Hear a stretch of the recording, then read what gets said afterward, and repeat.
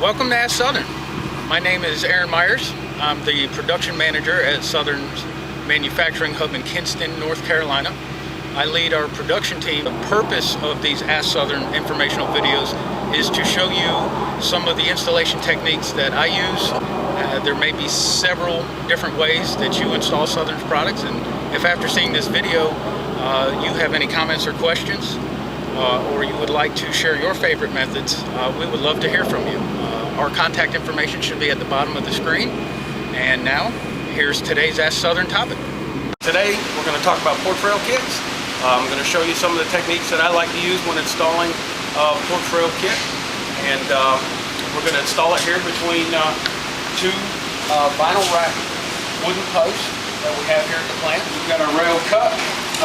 We can check it for level quickly, although we want to make sure we level it again as we attach the brackets to make sure we get a good level porch rail system. We're going to go ahead and open up our bracket kit. You see that the bracket kits do come with instructions to install them. It comes with a top rail bracket, a bottom rail bracket. It also comes with the screws. We'll go ahead and tear them right out of the bag. These are self-drilling screws. The Phillips head. It comes with the screw plug covers. And it also comes with the locking screws with the snap covers. We'll get to those in a little bit. We're going to go ahead and take our bottom bracket, slip it on the rail, set our rail in place back on top of our spacer, slide the bracket to the post, centering it up. Eyeball works fine here. We'll take our screws,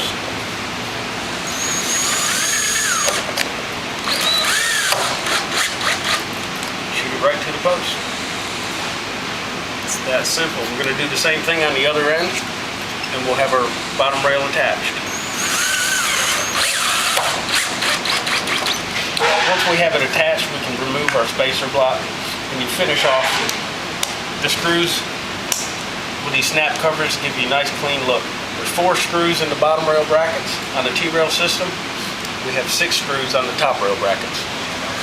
We're going to go ahead and repeat the process on the other end. And this is when we do want to check for level. Make sure that our rail is in there level or very close to level. And I think we're looking pretty good there. After we get the bottom rail in, we're just going to take our pickets. It's a 1.5 by 1.5 picket. We're just going to start loading the bottom rail with the pickets. You'll notice on these pickets there are no notches. Sometimes you'll see notches or crimps on the pickets. That helps ensure they stay in the rails. In our system, we don't feel they're necessary. Our bottom rail is 3.5 inches tall. And it gives us about 3 3/8 of a throat or room to be able to put the picket down into the rail. And likewise, our top rail has a reinforced aluminum H-bar, reducing the amount that the top rail can flex. So once the system is together and it's attached to the post, there's no worry of the pickets falling out of this system.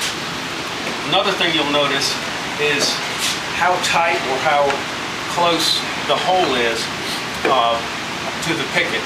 What that does is we still have enough room to get the picket in the hole, but it eliminates rattle. Some systems, competitor systems, do rattle in the wind, and having the tighter tolerances on our holes eliminates that. After we get all the pickets in the bottom rail, it's time to get our top rail on.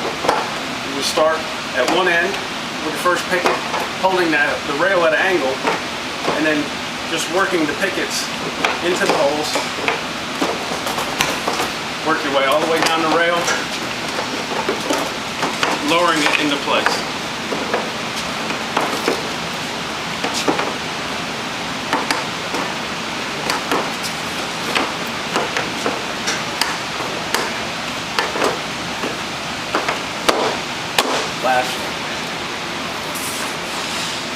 And we're going to go ahead and install our top rail brackets. It's not necessary to put the brackets on before putting the top rail over the pickets.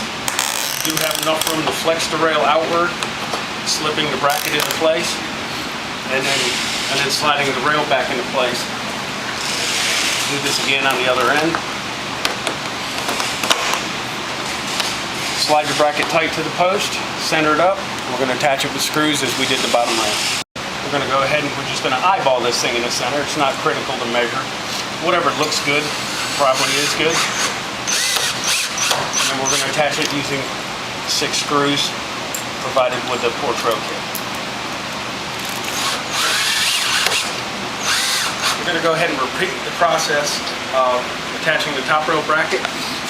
Before we do that, we want to double check that our top rail is plumb, level, and it is. We're going to attach it with the screws, finish it off with the caps as we did the other brackets. We're going to finish up by putting our lock screw with the decorative cap through this hole. Before we do that, we want to check our pickets and make sure that they're plumb. And if they're not, we want to slide the rail back and forth before we lock it down. And it's as simple as taking the screw, centering it in the hole, locking it down. These are self-cutting screws, so they'll go into the aluminum insert. We finish it off with a white cap. We're going to go ahead and do this on both sides of all the brackets, all the way around to finish this system up. And now this is 36 inches tall. Last thing we're going to do to complete our installation is put the lock screw with decorative cap. This cap matches the decorative caps in the brackets. What we're going to do is we're going to use this screw to lock this foot block together. In our situation, our foot block is in a fully compressed state, therefore cannot collapse anymore. But for a little added security, we're going to go ahead and include it. If your bottom rail was higher off the deck and you extended your foot block, you would most definitely want to install this. This is a very critical element. Is get this screw in there and lock this foot block together. Shoot this screw in there. Finish it off with the cover. And that is how I like to install a porch rail.